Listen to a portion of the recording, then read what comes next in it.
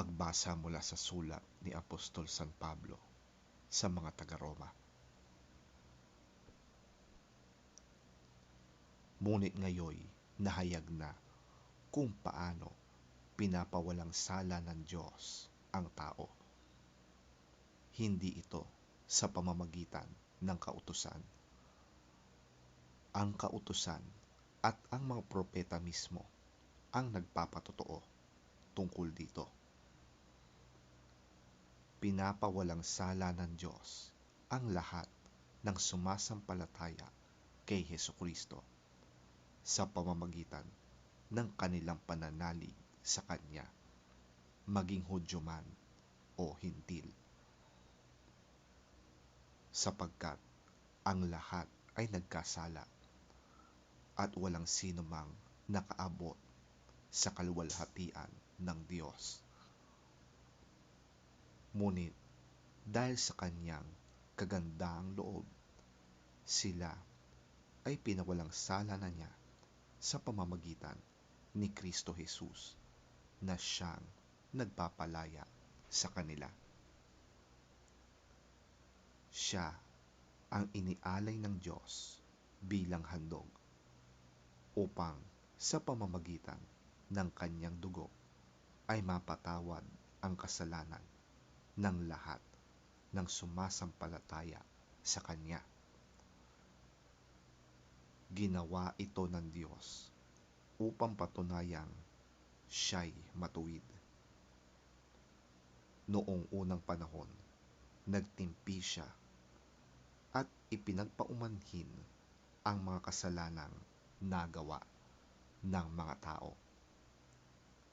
Ngunit ngayon ay tuwirang ipinapakita ng Diyos na siya'y matuwid at siya ang nagpapawalang sala sa mga sumasampalataya kay Jesus. Kaya't ano ngayon ang ating maipagmamalaki? Wala. At bakit naman tayo magmamalaki? Dahil ba sa ating pagsunod sa kautusan? Hindi.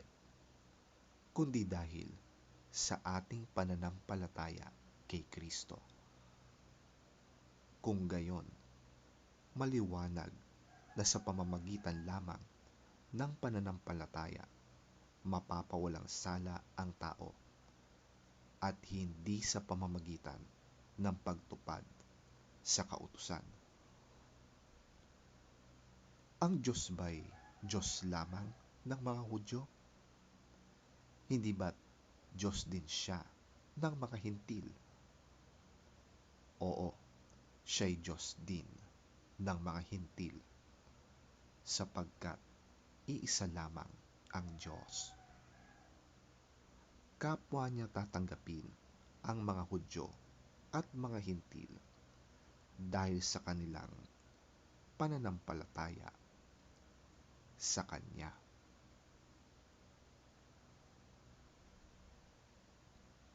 Ang salita ng Diyos. Salamat sa Diyos.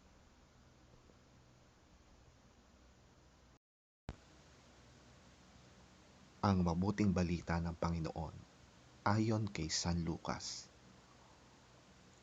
Papuri sa iyo, Panginoon. Kahabag-habag kayo.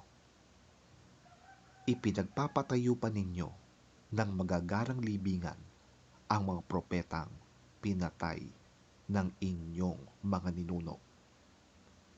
Sa gayon, kayo na rin ang nagpapatunay na sang-ayon kayo sa ginawa ng inyong mga ninuno, sapagkat sila ang pumatay sa mga propeta at kayo naman ang nagtatayo ng libingan ng mga ito.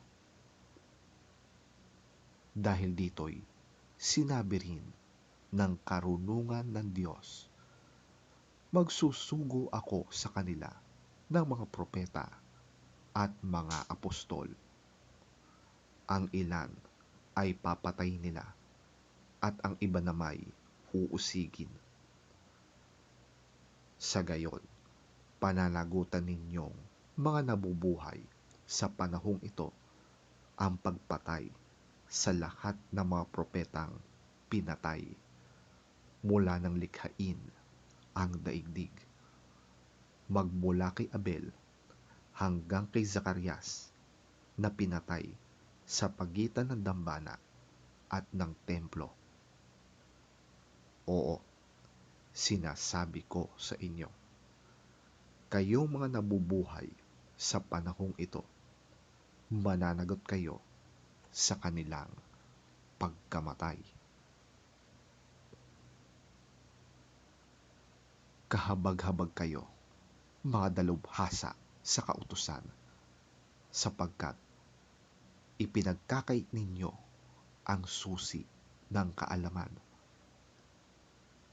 Hindi na nga kayo pumapasok, hinahadlangan pa ninyo ang mga ibang nais pumasok. Pagkaalis ni Jesus sa lugar na yon, nagsimula na siyang tuligsain ng mga tagapagturo ng kautusan at Pariseo. Malimit nilang tanungin siya tungkol sa maraming bagay upang masilo siya sa pamamagitan ng kanyang pananalita.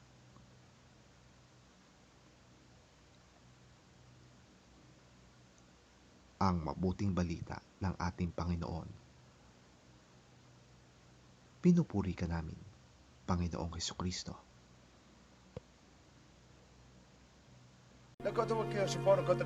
Woe to you, because you build tombs for the prophets, and it was your ancestors who killed them.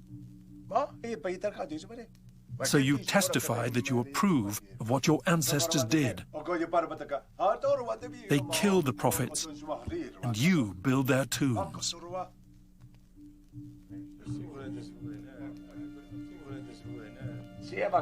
Because of this, God in his wisdom said, I will send them prophets and apostles, some of whom they will kill and others they will persecute.